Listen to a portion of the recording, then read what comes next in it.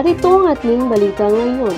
Cabinet members, pinagbawalan ni President Duterte na pumunta sa US. Alamin ang buong detalye sa video ito. Inclined to change your mind about terminating the PFA? I am terminating. I was not joking.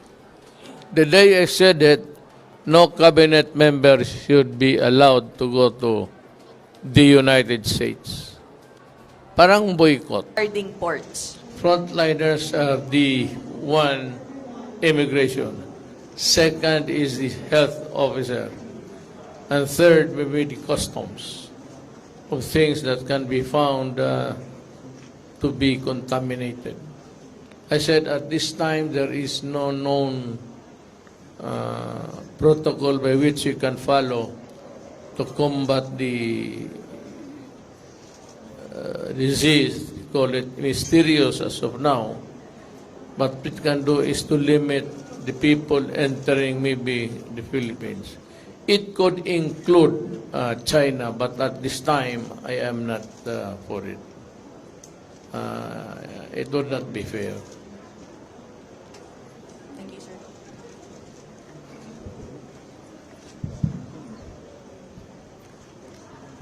May plans po ba to repatriate Filipinos from Wuhan considering na over 100 na po yung namatay and more than 6,000 na po yung infected nung novel coronavirus? At this Wuhan? From Wuhan, China, sir. Yes, that's a place. But that place is really, admittedly, by all as contaminated. And it is locked down in the sense that no one there from that place can go out. And the other, it is practically like a prison where you cannot move around or get out of the place. They are discouraging movement even in the place itself. Avoid contacts. Because that's avoid contamination. So, hindi po natin i-ask yung Chinese authorities to i-allow us na i-repatriate yung Filipinos po. Well, we are always conscious of our citizens, their health. And if they are going home, we are ready to ferry them back to the Philippines. But all precautions must be in place. Maybe the spraying of the entire plane from the landing gear up to the rooftop or whatever. I leave it to the proper authorities to do that. I said, but kung may mga sakit tayo na may tama na at gusto nang umuwi, makaawa naman kung hindi natin tulungan. I will not argue that they should also be inside a lockdown place. If we are given the go signal, my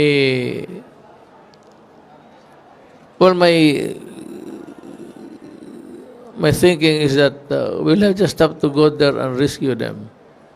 I said, but all precautions must be in place so as not to allow another contamination here. It's easy for a contamination to spread from people to people. Hindi pa nila alam kung ano tong yawa na ito. Good evening, Mr. President. I am Jen from Manila Bulletin. Sir, on your U.S. trip, have you informed U.S. President Trump about your decision to decline the invitation to attend the summit? And who will represent you to the summit instead? I think by this time, our Foreign Office must have advised China that I'm not going. And they do not want proxies there. That's what I've noticed when a head of state is absent. His chair remains empty. Nobody sits there. So wala siguro. wala akong maituro na proxy ko who will act as proxy. Sir, may we know why you are skipping the summit in the US? For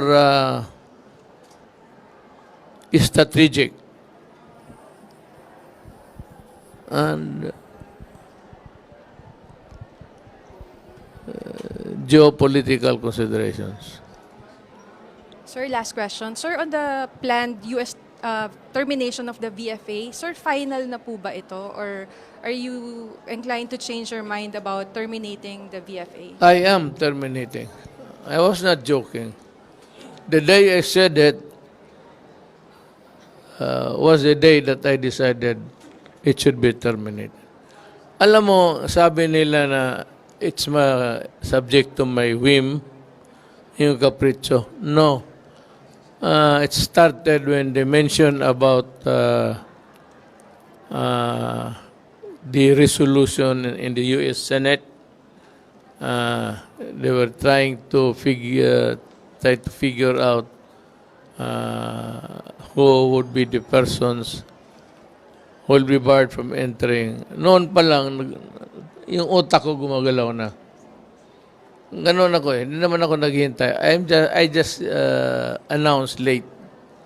Kaya pinapauna kong tao. Pero at that time, I have decided that if they do this, and I will do it not only for De La Rosa, but for every Filipino. O lalo na yung mga taga-gobyerno na magpunta doon, supposedly to attend a business concern officially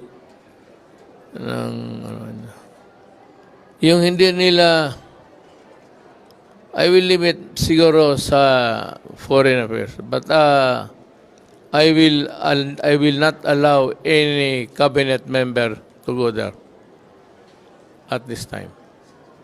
No cabinet member should be allowed to go to the United States.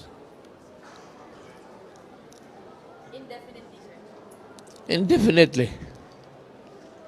So that we limit our contact in whatever aspect of international relations would be discussed or subject of talks. So, sir, you mean you want to lessen relations with the US? And I am slowly toning it down. And I said, as a corollary of De La Rosa's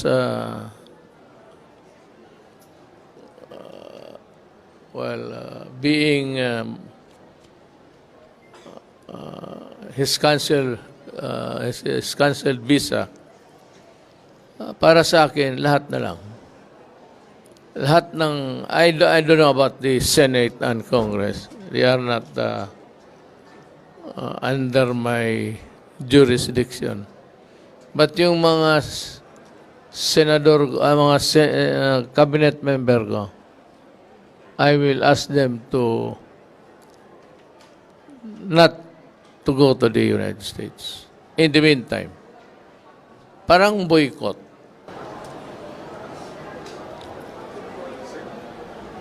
Clarifications to BFA because before when we talked to Secretary Panelo and even Secretary Lucin, they said we have begun the process of terminating, but your statement now is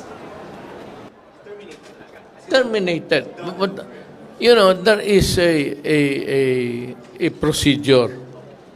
When you say that I want this terminated, in that agreement or whatever it is, there's always rules to follow. The winding up, or if there are properties, to return the properties used during the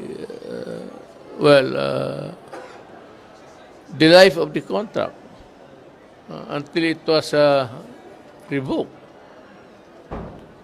Ganun lang yan. I'm just toning it down. Thank you. Sir, thank you. Thank you, sir. So, maniwala dyan sa Amerikano, kanila lahat lang yan. At yan ang ating balita. Maraming salamat sa iyong pagsubaybay. Ito ang Balitang Express.